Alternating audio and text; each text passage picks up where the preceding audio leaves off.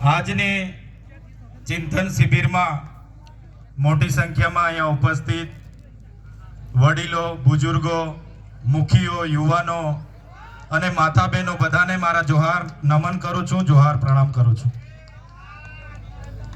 ચિંતન શિબિરનું આમંત્રણ મળ્યું અને આજે સવારેથી નીકળ્યા છે એટલે અહીંયા આવતા 6 કલાક થાય એટલે મોડા પડ્યા છે એ બદલ બધાની માફી માંગુ છું. પણ જે રીતે આગળના વક્તાઓએ કીધું, સમયાંતરે ચિંતન થવું જરૂરી છે, મનન થવું જરૂરી છે. હું વધારે વાતો નહીં કરું, પણ જે હાલના તબક્કે આદિવાસી સમાજ પર જે ચિંતા કરવા જેવી એક મહત્વની જે બાબત છે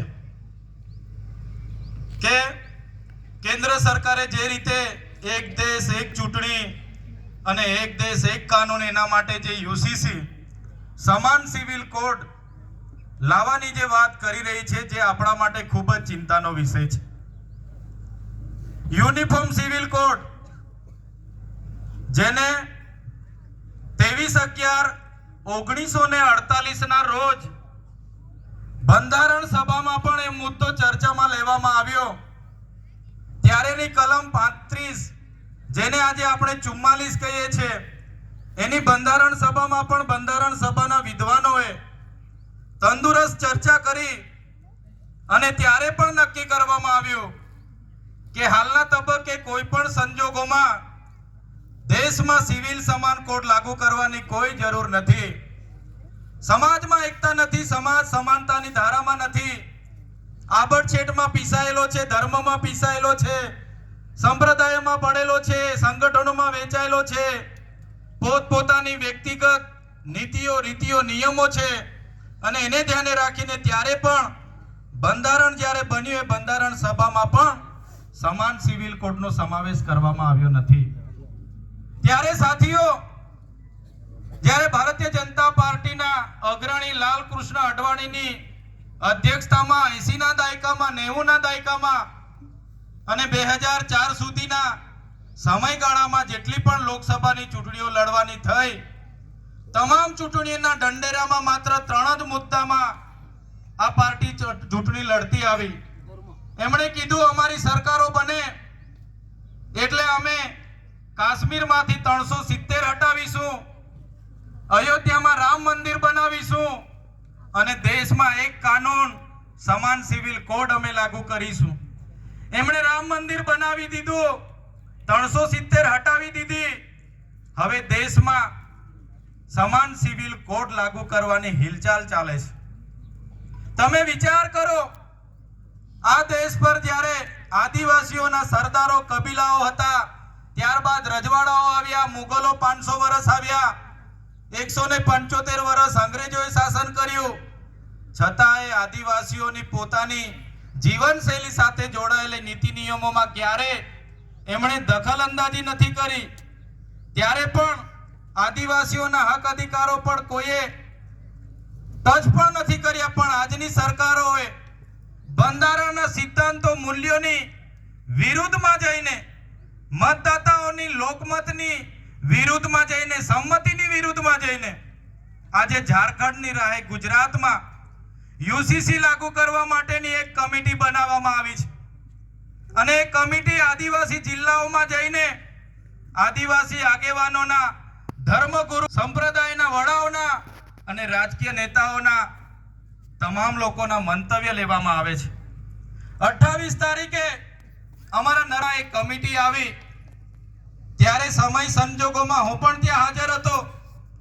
તમે વિચાર કરો, લગભગ 50 જેટલા તમામ આગેવાનો હશે, એમાં 30 જેટલા આદિવાસી આગેવાનો હતા, બીજા મુસ્લિમ હતા, પારસી હતા.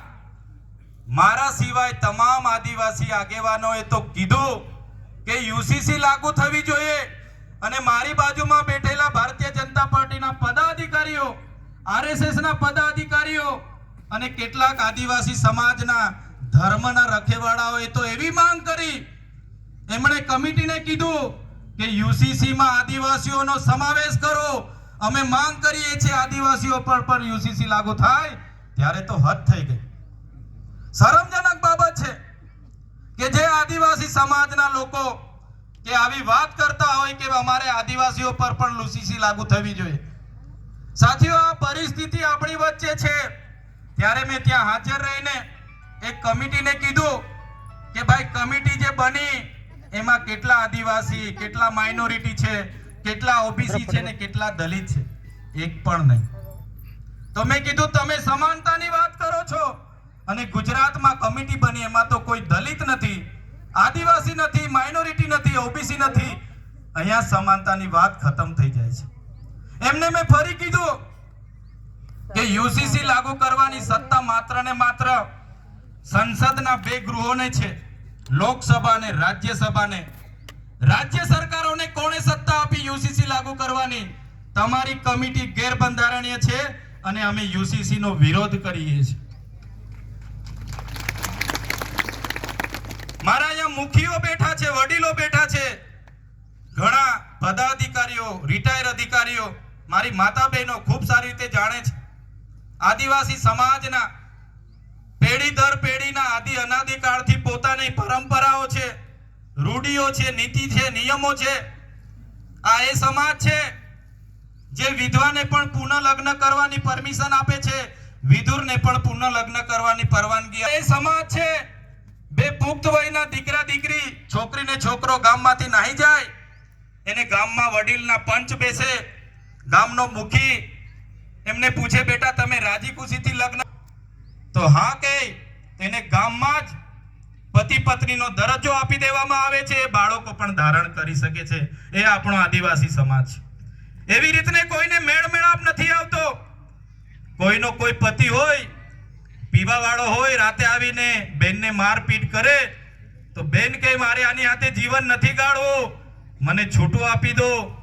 ગામનો મુખી બેસે, પંચ બેસે, અને મન મેળાપ નથી આવતો તો ગામમાં પણ છૂટાછેડા આપણે આપી શકીએ છીએ. ગોદ લેવાની રસમ છે આપણે ત્યાં, ઉત્તરાધિકારી નક્કી કરવાની, નીતિ નિયમો પંચો નક્કી કરે છે. બહુપત્નીત્વનો પણ રિવાજ છે, બહુપતિત્વ પણ અમુક સમાજમાં જોવા મળે છે. માતૃશક્તિ પણ, માતૃસત્તા પણ આપણા મળે છે. ત્યારે આ યુસીસી લાગુ કરવા માટે આવી રહી છે.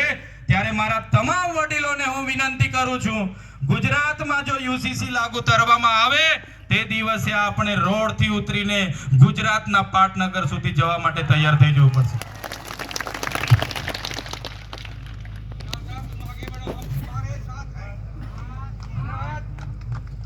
આપણી પરંપરાઓ, આપણા રીત રિવાજો નથી નષ્ટ થવાના, એ તો થવાના જ છે. પણ સાથે સાથે આપણને બંધારણીય, શૈક્ષણિક અને રાજકીય અનામત મળ્યું છે.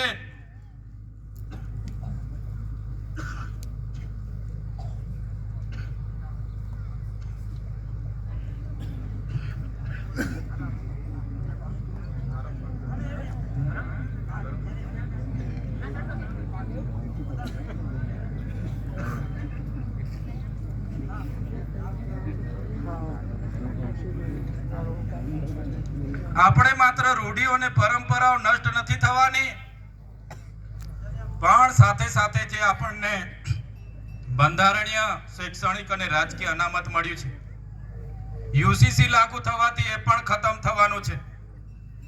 યુસીસી લાગુ થવાથી અનુસૂચિ 5 અંતર્ગત આપણને જળ, જંગલ, જમીન, ખનિજો પરના આદિવાસીઓના સ્પેશિયલ પ્રાવધાનો છે, રૂઢિ ગ્રામ સભાઓની સત્તા છે, પૈસા એક્ટનો પાવર છે, 73 જમીનોના સંરક્ષણનો કાયદો છે, અનુસૂચિત જાતિ અને જનજાતિના અત્યાચાર નિવારણ માટેની એટ્રોસિટી એક્ટ 1987 નો અધિનિયમ છે.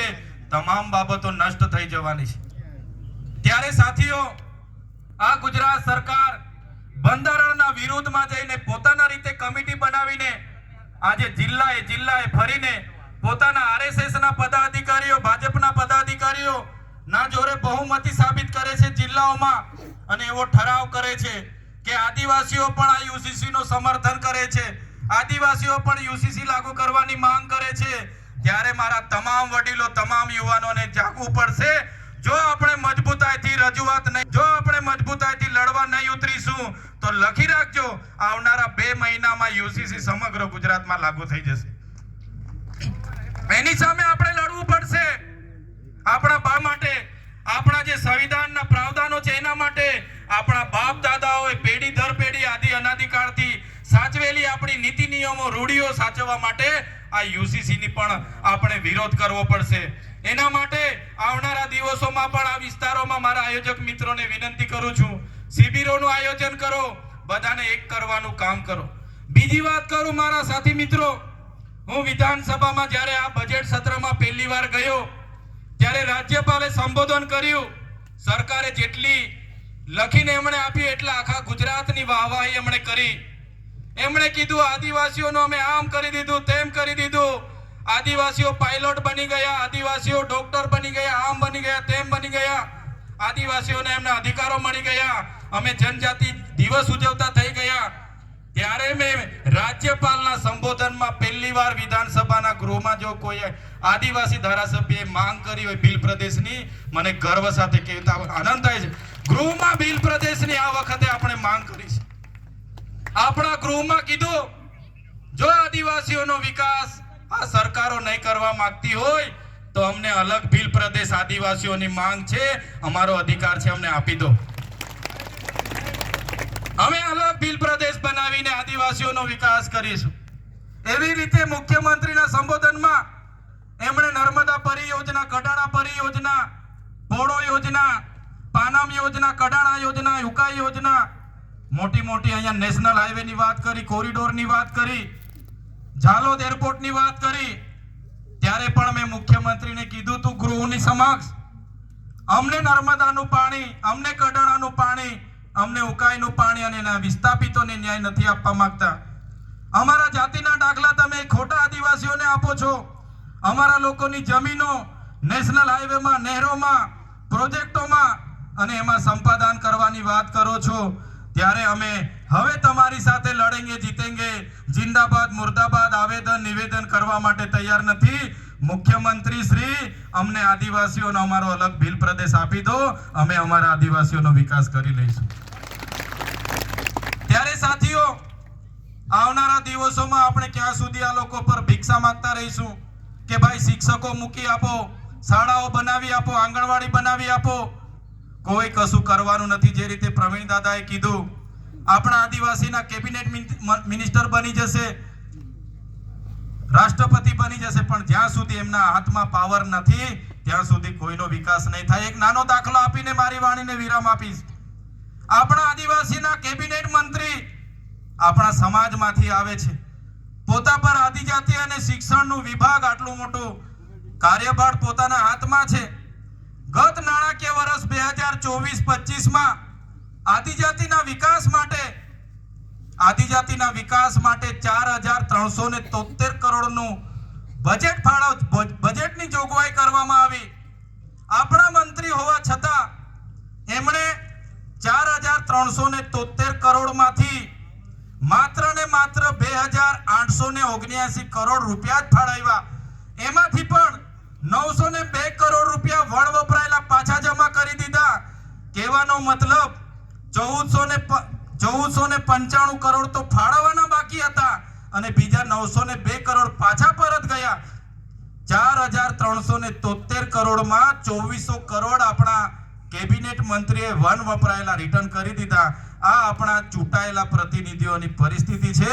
એટલે કોઈ આપણો વિકાસ કે ઉદ્ધાર કરી નથી દેવાનો. એના માટે આપણે જાગવું પડશે, આપણે આગળ આવવું પડશે અને આવનારા દિવસોમાં આપણા બધામાંથી અવાજ ઉઠાવનારા, લડનારા, સમાજનું વિચારનારા લોકોએ રાજ સત્તામાં પણ આવવું પડશે. આ જ વાત સાથે મને વધારે બોલાય એમ નથી. સવારે પણ 6 કલાકનું ટ્રાવેલિંગ કરીને આવ્યા છે અને 2-3 દિવસથી મારી તબિયત પણ નરમ છે એટલે વધારે વાત નથી કરતો, પણ તમારી બધાની લાગણી મને અહીંયા સુધી લાવી, તમે અમારું સ્વાગત કર્યું, સન્માન કર્યું, અમને સાંભળ્યા એ બદલ તમામ વડીલો, માતા બહેનો, મુખીઓ, બુજુર્ગો બધાને મારા જોહાર નમન કરીને વિનમું છું. જય જોહાર, જય આદિવાસી. લાખ લાખ જોહાર વસાવા સાહેબ. હવે પછી